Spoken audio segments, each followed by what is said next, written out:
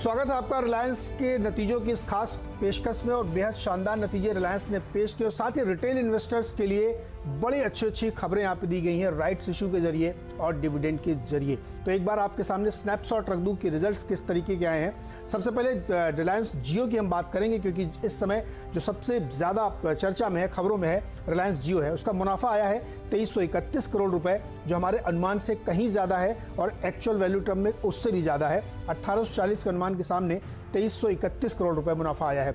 Revenue भी 14,835 करोड़ यहाँ पे देखने को मिला है। इसके साथ ही रिलायंस इंडस्ट्रीज का ओवरऑल नंबर अगर आप देखेंगे तो 6,348 करोड़ का मुनाफा आया है, जो हमारे अनुमान से थोड़ा कम है, क्योंकि दुनिया भर में शटडाउन और लॉकडाउन की वजह से थोड़ी दिक्कत हुई थी।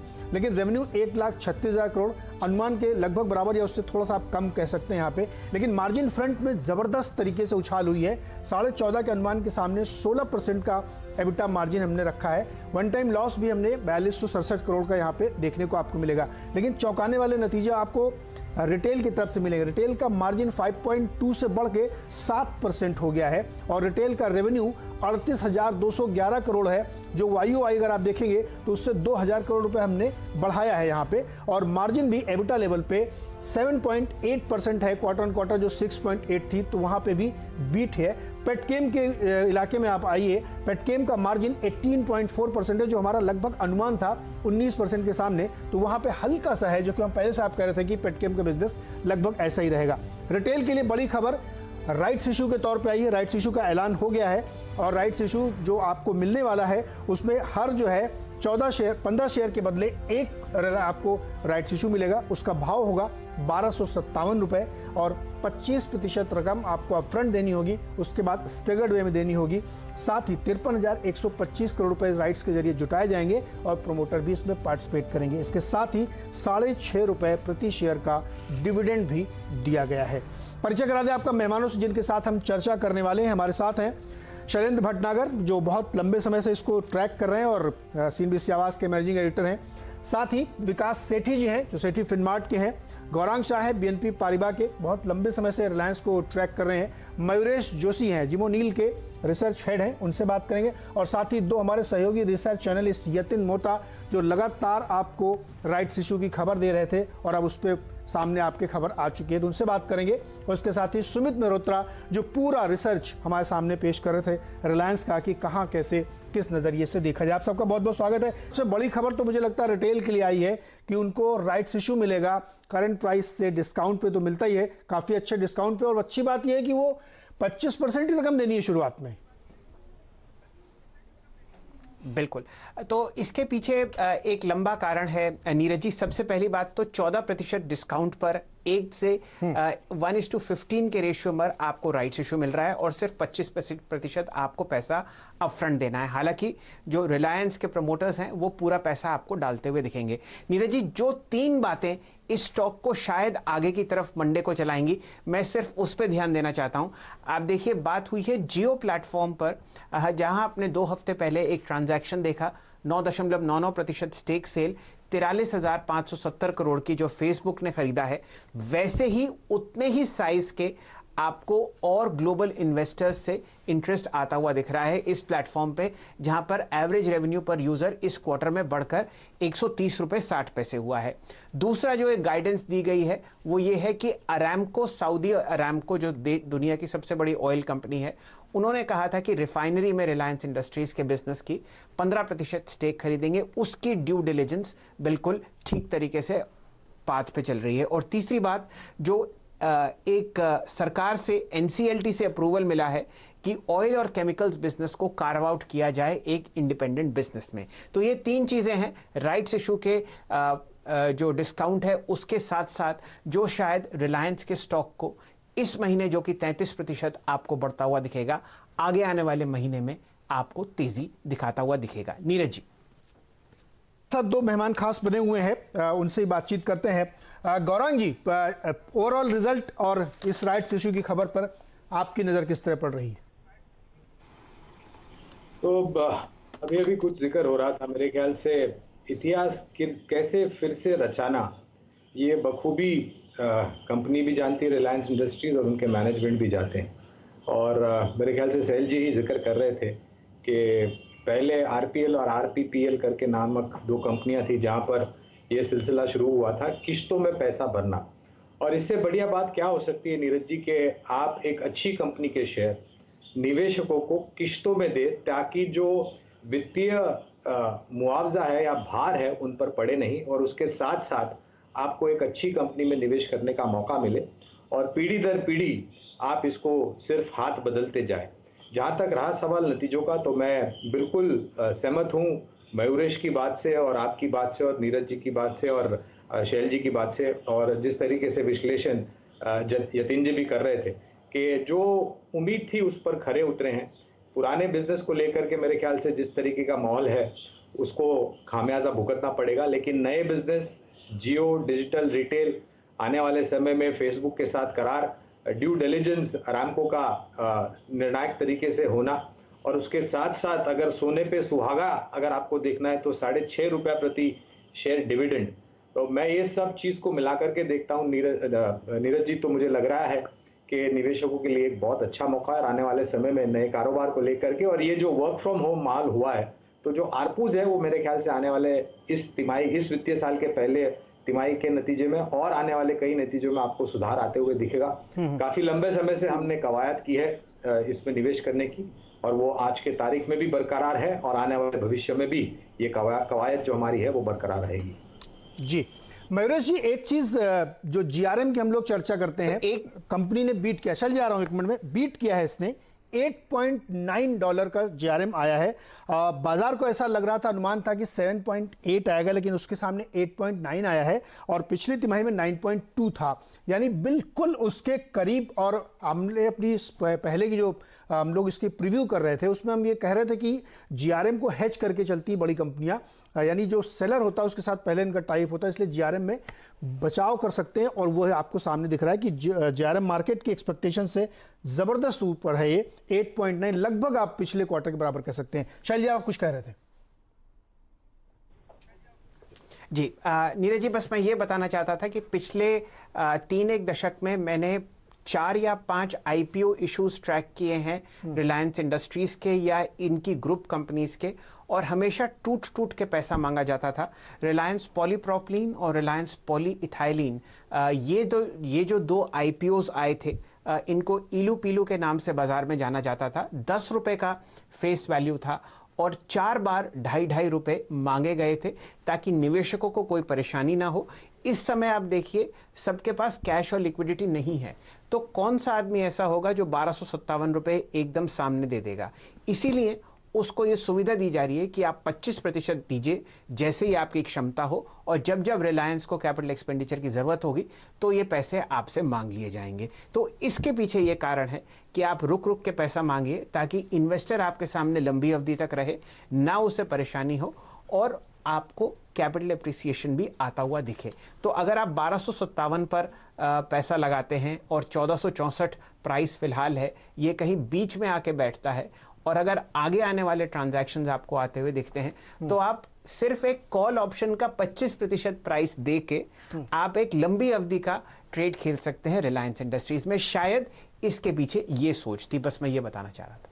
जी मयूरेश जी, अभी हमने चर्चा की काफ़ी सारी कि जीआरएम मैंने आपको बताया बीट किया उसने, लेकिन एक और सेगमेंट जो जियो, जिसकी हम बात लगातार करते हैं कि टेलीकॉम बिजनेस है, कभी हाल में डील भी हुई है फेसबुक के साथ, लेकिन इसका नंबर्स आप देखिए, मुझे ऐसा पूरा अनुमान था कि इस बार जियो बीट करेगा। 2 बड़े रीजन थे, एक तो पिछले क्वार्टर में जो टैरिफ हाइक हुई थी उसका फुल इंपैक्ट आपको देखने को मिला, और दूसरा ये हुआ था कि इस जो पिछले 1-1.5 महीने से आप कह सकते हैं कि लॉकडाउन है, उसकी वजह से डेटा कंजम्पशन और वॉइस कॉल की कंजम्पशन ये सारे बढ़ते हुए आपको दिखे और नए सब्सक्राइबर्स भी जुड़े।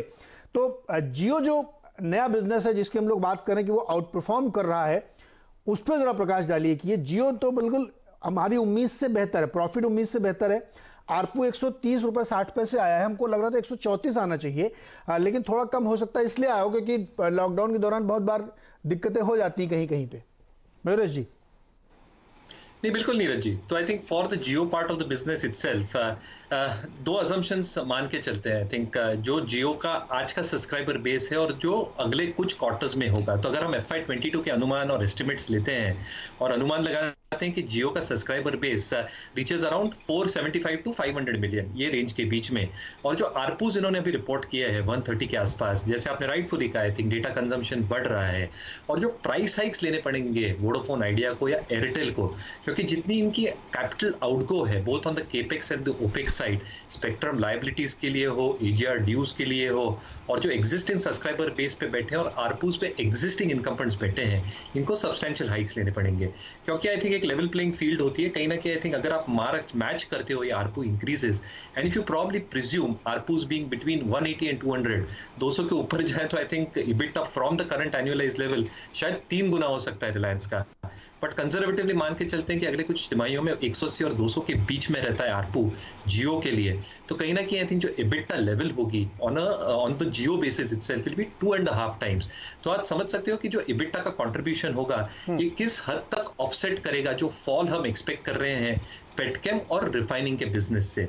तो वो जो ऑफसेटिंग इफेक्ट होगा फ्रॉम जियो, और जो रिटेल का भी कारोबार है नीरज जी, आई थिंक अगर एक तिमाही अगली तिमाही which is this quarter, coming quarter, क्योंकि लॉकडाउन था एक पूरे महीने के लिए, वहां पे तो रेवेन्यूज कंज्यूमर इलेक्ट्रॉनिक्स और अपैरल से आएंगे नहीं, ग्रोसरी से आएंगे सिर्फ। कहीं ना कहीं आई थिंक वो भी अगर हम एस्टिमेट्स कम करते हैं, सेकंड हाफ में जो रिकवरी आएगी वो भी जबरदस्त होगी। तो मुझे लगता है ये जो जियो का कारोबार है ये इबिटा को जबरदस्त सपोर्ट करेगा। और जो गौरव जी बता रहे थे, I think yes that stock probably looks very very well poised. Jio और रिटेल के कारोबार जो इंजन होंगे, जो डीलेवरेजिंग है सऊदी अरब को लेके which is on place, what has happened with Facebook eight this point of time, और जो राइट्स इशू से पैसा जुटाया जाएगा जो शैल जी ने ब्यूटीफुली समझाया at this point of time, ये सारी चीजें भी कॉन्फिडेंस लाती है with higher dividend payouts and higher ROEs. तो शायद जियो का कारोबार is one business which will tell out Reliance ये डिफिकल्ट ईयर में। जी यतिन, आपसे जब हम लोग पिछले समय बात कर रहे थे तो आप राइट्स इशू के कई बार हम ये बता रहे थे कि हिस्ट्री किस तरीके से रिपीट हुई, किस तरीके से राइट्स इशू आए। 2 बड़ी घटनाएं हुई, एक ये राइट्स इशू वाली हो गई, दूसरी फेसबुक हुई। यानी 2 बड़े सोर्सेज से कंपनी के पास फंड आएगा और जो कि उनको बहुत मदद करेगा आगे की फर्दर ग्रोथ के लिए। हालांकि मैं बता दूं कि पेटकेम का इनका जो पूरा कैपेक्स है लगभग खत्म हो चुका है, अब बहुत थोड़ा कहीं कुछ हो सकता है कि बचा हो, अदरवाइज वहां और कोई कैपेक्स की जरूरत नहीं है। और जो टेलीकॉम का बिजनेस है जियो वाला, उसमें भी ऑलमोस्ट कैपेक्स हो चुका है। तो यानी अब वो डेट रिटायर की तरफ बढ़ेंगे इतनी बड़ी रकम लेकर के। यतिन बिल्कुल नीरज जी, और जैसे कि मैं पहले भी बोल रहा था कि ये जो डीलेवरेजिंग की थीम है वो मार्केट को बहुत जबरदस्त तरीके से पसंद है। इसके लिए हमने देखा कि जैसे ही 44,000 करोड़ की फेसबुक जियो प्लेटफॉर्म्स की डील अनाउंस हुई, स्टॉक ने करीब करीब 25% की छलांग लगाई पिछले 8 से 10 ट्रेडिंग सेशंस में। और इसमें सबसे बड़ा जो अहम आपने मुद्दा उठाया है कि कैश फ्लोज जो है वो अभी डेट रिडक्शन में ही जाएंगे, क्योंकि जो पेटकेम का केपेक्स करना था और जियो का जो केपेक्स लगेगा वो सेल्फ सफिशिएंट हो चुका है। और कहीं ना कहीं जितनी भी कैश अभी कंपनी जनरेट करेगी वो डेट रिटायरमेंट में जाएगी। जियो की अगर आप बात करें तो जियो प्लेटफॉर्म्स की डील के बाद ब्रोकरेजेस का भी यही मानना था कि जिस प्रकार से फेसबुक ने पैसे डाले हैं उसका एक पोर्शन जो है जियो के केपेक्स के अंदर चले जाएगा और जियो सेल्फ सफिशिएंट बन जाएगा। इसका मतलब यह है कि पेरेंट लेवल पर रिलायंस इंडस्ट्रीज को कोई निवेश नहीं करना पड़ेगा। और अगर आप ओवरऑल बेसिस पे जियो के स्टेटमेंट्स भी देखें तो आरपू भी हेल्दी है, 131 रुपए के आसपास। सब्सक्राइबर ग्रोथ करीब करीब 26% हुआ है ईयर ऑन ईयर बेसिस पे। और एक अहम जो पहलू है जियो का, उन्होंने अपनी प्रेस रिलीज में ये कहा है कि ग्लोबल इन्वेस्टर्स और ग्लोबल कंपनी फेसबुक की डील के बाद सिमिलर स्टेक और निवेश करना चाहते हैं। तो अगर फेसबुक ने 44,000 करोड़ रुपए डाल दिए हैं तो दूसरे इन्वेस्टर्स भी लाइन लगा के खड़े हैं कि उनको भी कोई निवेश का मौका दिया जाए, क्योंकि जो डिजिटल इकोनॉमी है इंडिया की वो बहुत बेहतरीन तरीके से शेप अप हो रही है। और राइट्स इशू जो कि करीब करीब 53,000 करोड़ रुपए का लॉन्च करने जा रही है रिलायंस इंडस्ट्रीज 1257 रुपए पे, वो भी एक बहुत जबरदस्त तरीके से लेवरेज जो है कम कर देगा। क्योंकि अगर आप 31 मार्च के एंड का अगर आप डेट फिगर देखें तो कर्ज था करीब करीब 3,36,000 करोड़, और 3,36,000 करोड़ में से कंपनी की योजना ये है कि अगले क्वार्टर में Q1 में करीब करीब 1 लाख करोड़ की पूंजी जुटा ले राइट्स इशू के द्वारा और फेसबुक के डील के द्वारा। तो करीब 33% का डेट में रिडक्शन देखेंगे, कर्ज में कटौती देखेंगे, जो कि मेरे हिसाब से बहुत एक जबरदस्त अचीवमेंट है। और कंपनी का जो गाइडेंस है मार्च 2021 तक डेट फ्री होने का, उसको पाने का लक्ष्य जो है वो बहुत ही निकट आ रहा है। और बहुत बेहतरीन तरीके से ये पूरी जो बैलेंस शीट मजबूत करने की इस कठिन समय में, इस कोरोना के समय में कंपनी ने ली है, वो मेरे हिसाब से मार्केट अप्रिशिएट करेगा। डेफिनेटली मार्केट अप्रिशिएट करेगा। और एक चीज और यहाँ पे ध्यान रखना चाहिए, कैश फ्लो के तौर पे ही जो गीगा फाइबर लॉन्च किया गया था पिछली बार एजीएम के बाद से उसकी फुल फ्लेजेड जब शुरू हुई है, तो अभी ये कह सकता हूं मैं कि पूरी उसने रफ्तार नहीं पकड़ी है अभी, और वो एक बहुत बड़ा कैश फ्लो का जरिया बनेगा, क्योंकि जिस तरीके का सब्सक्रिप्शन बेस एक्सपेक्ट करके कंपनी चल रही है उससे आप देखेंगे, और उस जिस तरीके से प्लान्स रखे गए हैं अभी भी पेनिट्रेशन बहुत कम है, और जैसे जैसे वो बढ़ेगा तो एक तगड़ी रेवेन्यू स्ट्रीम खुलेगी जियो के संदर्भ में, जो बहुत पैसा आएगा।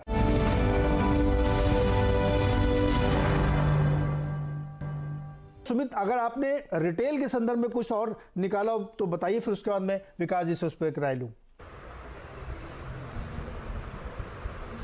देखिए नीरज जी, जो रिटेल का आंकड़ा है उसमें अनुमान बाजार में पहले ही लग रहा था कि रिटेल के रेवेन्यूज के फिगर थोड़े नीचे की साइड आएंगे, और वो नीचे की साइड आते हुए दिखाई पड़े हैं। लॉकडाउन का जो इम्पैक्ट है वो तो ज़रूर रेवेन्यूज के अंदर दिखना था, और दिखा भी है। एक बहुत इंटरेस्टिंग चीज़ ये है कि अगर आप रिटेल का एडिशन देखेंगे तो एरिया ऑपरेशंस जो है वो करीब 28.7 मिलियन स्क्वायर फीट के आसपास आया, जो कि 26.3 से बढ़ा है सीक्वेंशली, और पिछले साल करीब 22 से, यानी कि एडिशन अभी भी जारी है। थोड़ा सा इम्पैक्ट रेवेन्यूज पे ज़रूर आया है, लेकिन इबिटा फ्रंट पर और फुटफॉल फ्रंट पर वहाँ पर ये आंकड़ा ज़्यादा अच्छा आता हुआ दिखाई पड़ा है। एक इंटरेस्टिंग चीज़ मैंने जियो में भी ऑब्जर्व किया है, जियो के नंबर्स में अगर आप देखेंगे तो इनका मुनाफा अनुमान से फार बेटर आता हुआ दिखाई पड़ा है। ARPU in line with estimate है कि लोअर एंड 132 था, हायर एंड 135 के आसपास था, लेकिन रेवेन्यूज थोड़ा सा मिस हुए हैं। उसकी वजह हो सकती है कि इनका हायर मार्जिन या प्रोडक्ट मिक्स जो है वो थोड़ा बेटर साइड पर है मार्जिन वाला, जिसकी वजह से इनका मुनाफा जो है थोड़ा बेटर आया है जियो में इन कंपैरिजन टू जो अनुमान लगाया जा रहा था। इसीलिए मुनाफा बेहतर है, मार्जिन बेहतर है, और आरपूस जो है वो इन लाइन के आसपास है। जियो में ये ज़्यादा बेटर साइड आया, और रिटेल के लिए नया मार्जिन एक्सपेंशन और नया स्टोर एडिशन ये काफ़ी क्रूशियल माना जा रहा है। जी अच्छा, इसी रिटेल में मैं 2 पॉइंट्स और रख दूं, उसके बाद विकास जी आप अपनी राय दीजिएगा। रिटेल का जो रेवेन्यू है 38,211 करोड़ है, पिछले साल की इसी तिमाही में वो 36,000 करोड़ था, यहाँ पे इंक्रीमेंट है। एबिट लेवल पे 2556 करोड़ आया, जो 1923 करोड़ था YOY, और मार्जिन जो सबसे इंपॉर्टेंट मुझे लगा वो 7% की रखी इन्होंने, पहले जो है 5.2% थी। इस चैलेंजिंग टाइम में अगर रिटेल में मार्जिन आपका इंप्रूव हो रहा है तो ये अपने आप में बहुत ही सिग्निफिकेंट बात है। और जैसा कि सुमित बता रहे हैं कि एरिया ऑफ ऑपरेशन बढ़ा, यानी एडिशंस हुए हैं आउटलेट्स में, और आजियो के जरिए जो ऑनलाइन ये करते हैं उसमें बहुत ज़बरदस्त ग्रोथ है। तो ये रिटेल का जो बिजनेस है एक्चुअली जो सबसे बड़ा बिजनेस इनका है। इस पूरी बैलेंस शीट में अगर आप देखेंगे तो तकरीबन 2.25 लाख करोड़ का रेवेन्यू तो खाली यहीं से आता है। ये अपने आप में बहुत बड़ा प्ले हो रहा है। तो इस पर आपकी क्या राय है रिटेल वाले पे? बिल्कुल नीरज जी, मैं आप सभी को सुन रहा था, तो मोर और लेस सभी पॉइंट्स आप लोगों ने ऑलरेडी कवर कर लिए हैं। जहां तक रिटेल का सवाल है, एक बहुत ही इंपॉर्टेंट बिजनेस है रिलायंस के लिए, और रिलायंस के जो दोनों कंज्यूमर वाले बिजनेस है, रिलायंस रिटेल और रिलायंस जियो, दोनों ही अच्छा कर रहे हैं। और ये जो पिछले क्वार्टर के नतीजे, इसमें चूंकि लॉकडाउन सिर्फ 22 मार्च को एप्लीकेबल हुआ था तो ज्यादा फर्क नहीं पड़ा, बट मुझे लगता है करंट क्वार्टर में रिटेल को जरूर थोड़ा नुकसान होगा, काफी नुकसान होना चाहिए, बिकॉज एसेंशियल गुड्स के अलावा बाकी सब रिटेल स्टोर्स बंद है। बट इवन अदरवाइज रिटेल एक बहुत ही अच्छा बिजनेस है रिलायंस का, और जिस तरह से ये फेसबुक और रिलायंस के बीच में डील हुई है, मुझे लगता है ये जो व्हाट्सएप के जरिए जियो मार्ट का भी जो प्लेटफॉर्म रहेगा, तो सबका बहुत बड़ा फायदा रिलायंस रिटेल को आने वाले क्वार्टर्स, आने वाले सालों में जब चीजें नॉर्मल हो जाएगी तो बिल्कुल देखने को मिलेगा। तो I'm extremely bullish on Reliance retail as well as Reliance Jio. और मुझे लगता है जो कदम आज मैनेजमेंट ने उठाए हैं, चाहे वो राइट्स इशू के जरिए 53,000 करोड़ जुटाना है, या फिर फेसबुक के साथ जो डील करी है, मुझे लगता है जो भी पॉइंटर्स है वो बिल्कुल डेट कम करने की ओर है, जो कि एक सिर्फ चिंता का विषय रिलायंस के साथ वही है। और मुझे लगता है ये जैसे उन्होंने मुकेश अंबानी जी ने पिछले एजीएम में कहा था भाई 2021 कर्ज मुक्त कर देंगे, तो उसी राह पे चल रहे हैं, और उसका एक डेफिनेटली बहुत ही पॉजिटिव इम्पैक्ट रिलायंस के स्टॉक में over medium to long term बिल्कुल देखने को मिलेगा।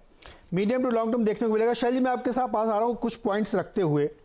एनुअल एबिटा जो है उसने 1 लाख करोड़ क्रॉस किया है पहली बार, ये अपने आप में एक रिकॉर्ड है। डिजिटल सर्विसेज का जो रेवेन्यू है, जो एबिटा है माफ कीजिएगा, वो 6,500 करोड़ पहुंच गया है, ये इसने बीट किया है 42% से YOY। और इसके साथ ही रिकॉर्ड एनुअल रेवेन्यू राइज हुआ है 40% का। तो हर फ्रंट पे अगर इसके नतीजों को आप देखें तो वो बीट है। अब जिन लोगों को लग रहा होगा कि मैं बहुत ज़्यादा रिफाइनिंग और पेटकेम की बात नहीं कर रहा हूं, तो मैं उनके लिए भी बात करूंगा। हमारा जो पेटकेम का एबिट मार्जिन है वो 18.5% है इस चैलेंजिंग टाइम में, जो कि पहले 19% था, वहां से हल्का सा कम हुआ है। रेवेन्यू 32,000 करोड़ का है, जो पहले 36 था, फिर मैं कहूंगा इसने चैलेंजिंग टाइम में। और रिफाइनिंग मार्जिन जो हमने देखी है, जीआरएम ने आपको बताया कि हमारा $8.9 का आया है। तो उस सेगमेंट से भी हमें निराशा नहीं हुई है, जहां पे हमें डर था कि ग्लोबल ऑयल की इंडस्ट्री जिस तरीके से बिहेव कर रही है वहां पे भी है। तो बहुत सारे रिकॉर्ड इस क्वार्टर में भी और इस फाइनेंशियल ईयर में बने। शैल जी।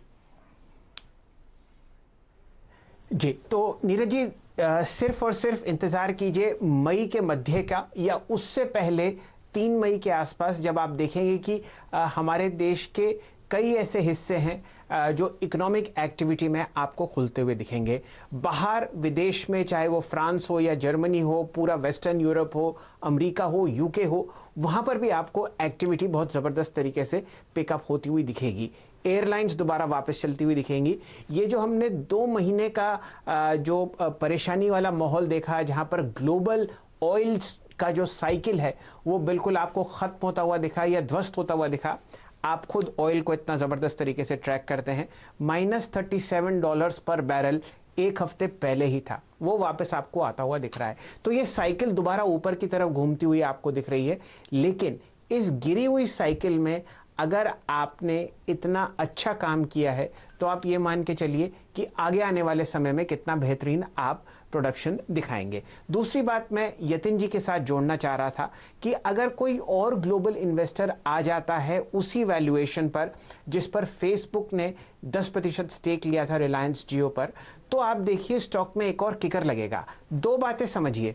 देखिए, हमारा देश फेसबुक के लिए 3 सबसे बड़े जो उनके अहम प्रोडक्ट्स हैं, इंस्टाग्राम, व्हाट्सएप और फेसबुक की अपनी वेबसाइट, सबसे बड़ा मार्केट है। हम सब छुट्टी के दौरान या रात को जाते वक्त या दिन में आप नेटफ्लिक्स देखते हैं, डेटा कंजम्पशन देखिए कितना बढ़ रहा है। तो एक देश ही हमारा ऐसा है जो दुनिया की सबसे यंग कंट्री है और यहाँ पर डेटा बहुत ज़बरदस्त तरीके से आपको शूट करता हुआ दिखेगा। मैंने 3 साइकिल्स देखी हैं, हॉकी स्टिक कर्व। सबसे पहले सॉफ्टवेयर सर्विसेज का ग्रोथ, फिर फिजिकल वॉइस टेलीकॉम का ग्रोथ और तीसरा डेटा यूसेज। अगर रिलायंस जियो इस वेव को और अच्छी तरीके से बढ़ता हुआ दिखा रहा है तो जो यतिन जी आपको शेयर के आंकड़े देते हैं 1750-1800 रुपए जो टारगेट्स हैं, वो आपको बहुत जल्दी ही आते हुए दिखेंगे। इसलिए नीरज जी, सिर्फ और सिर्फ रिलायंस जियो के बिजनेस पर ध्यान दीजिए। यही वो हीरा है जो आपको और बड़ा होता हुआ दिखेगा आगे आने वाले 1-8 साल में। परफेक्ट। और ये इसलिए भी ज़रूरी है कि जैसे सही आप कह रहे हैं कि टेक्नोलॉजी जो है ना वो हमारी आपकी लाइफ को चेंज करके रख रही है। और ये जो बिजनेसेस हैं डेटा के और आपके हमारी ज़िंदगी के, वो फ़र्क डाल रहे हैं और उसी को कैप्चर करने की कोशिश की जा रही है। जो आपने भी बात सही कही कि फेसबुक भी इसी चीज़ को अच्छे से समझ रहा है कि कैसे इसको प्ले अप करना है। अच्छा, वेरी क्विकली जरा टारगेट भी तो ले लूँ। तीनों हमारे जो बड़े बड़े मेहमान बैठे हुए हैं, एक लाइन में सर बताइए क्या टारगेट है इसका आप लोगों के लिए। पहले मयूरेश जी, आप फटाफट। सो Neeraj ji, data is the new oil, perfect का आपने और शैल जी ने। तो यहाँ से आई थिंक अच्छी बढ़त आनी चाहिए। एक 15 से 20% की अपसाइड रिलायंस बिल्कुल दिखा सकता है अगले 1 से 1.5 वर्ष में। सेठी जी, आपका टारगेट। नीरज जी, मैं इस स्टॉक पे बहुत ही निचले लेवल से बुलिश रहा हूँ। मुझे लगता है ये सब डेवलपमेंट के बाद आने वाले 1 साल के अंदर we could see levels of 2000 rupees on the stock. 2000 का। और गौरांग सर, आपका। तो मैं मयूरेश की बात से थोड़ा विपरीत सोच रखूंगा। Data is the new gold और लक्ष्य होगा करीबन 1850। 1850 का टारगेट लेके आप उसमें खरीदारी कर सकते हैं। और इन्वेस्टर्स के लिए अच्छी खबर है कि राइट्स इश्यू है आपके पास मौका, अगर आपके शेयर होल्डर हैं तो आपको सस्ते में और शेयर मिल रहे हैं और पूरा पैसा एक साथ नहीं देना। सबसे बड़ी बात तो ये है यहाँ पे कि आपकी जेब एकदम से खाली नहीं होगी, आपको मौका दिया जाएगा कि आप थोड़ा थोड़ा पैसा करके इसको खरीदारी करें। तो इस पेशकश में फिलहाल इतना ही। समराइज कर देता हूँ आपके लिए एक लाइन में। रिलायंस इंडस्ट्रीज ने एक बार फिर से सरप्राइज करते हुए शानदार नतीजे पेश किए, चाहे वो रिटेल का सेगमेंट हो, चाहे वो जियो का सेगमेंट हो, इवन चाहे वो पेटकेम का बिजनेस हो। आप डिटेल में देखेंगे तो नतीजों ने एक बार फिर से चौंकाया है। और रिटेल इन्वेस्टर के लिए बहुत अच्छी खबर है, राइट्स इशू आया है, 15 पर 1 मिलेगा, 1257 का प्राइस है और आपको एक साथ पूरा पैसा नहीं देना है। और इस साल डिविडेंड भी आपको मिला है। तो हमारे साथ जुड़ने के लिए बहुत बहुत शुक्रिया। देखते रहिए CNBC आवाज़, और हम देखेंगे इसका स्टॉक प्राइस मंडे को कैसे गेट करता है।